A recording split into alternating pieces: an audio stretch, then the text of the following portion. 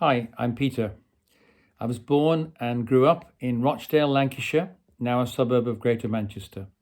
Despite its cold and damp climate, barren landscapes and uninspiring housing, this corner of northeast Lancashire is still very special to me. Culturally, my father was a Lancastrian through and through, and my mother a Yorkshire woman whose ancestry includes Huguenots and ultimately Vikings. They married a few years after the end of the Second World War, when my father was 40.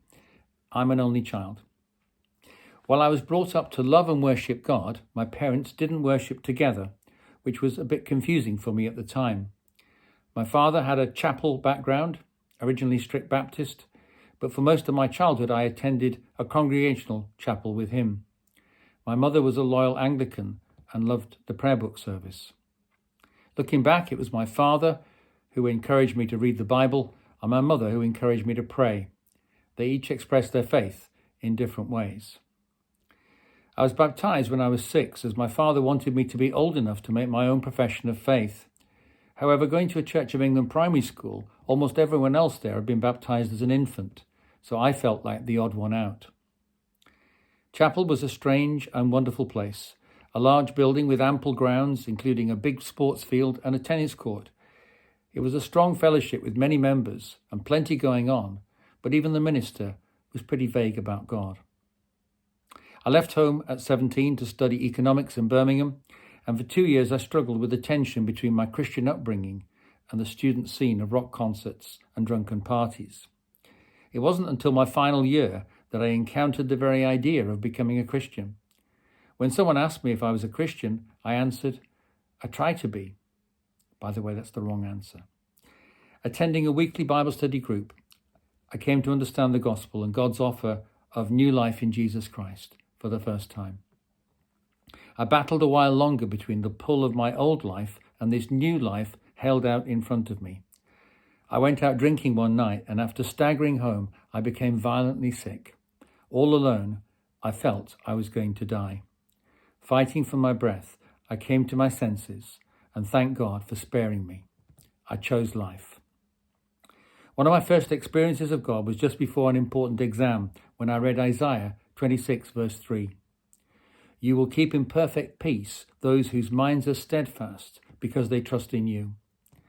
In that same room where I had fought for my life, God filled me with a deep sense of his peace and presence.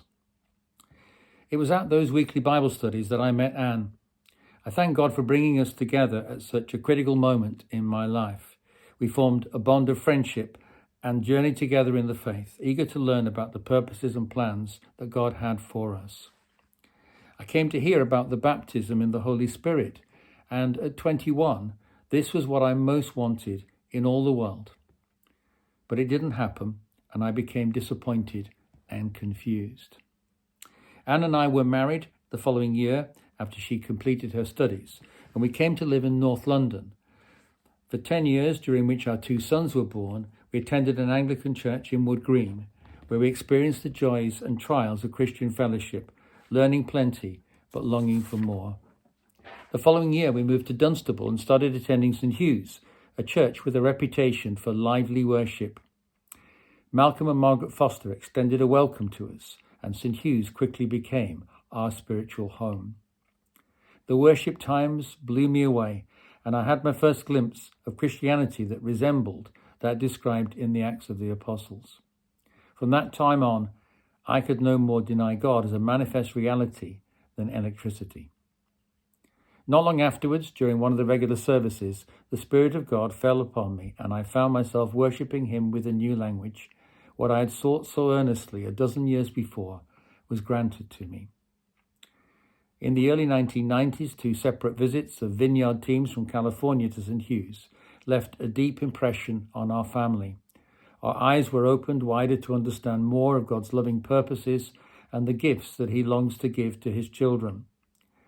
If you then, though you are imperfect, know how to give good gifts to your children, how much more will your Father in heaven give the Holy Spirit to those who ask him?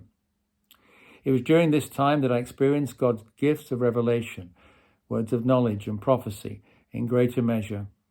The most extraordinary thing that ever happened was on a flight I took from Washington, D.C. to San Francisco.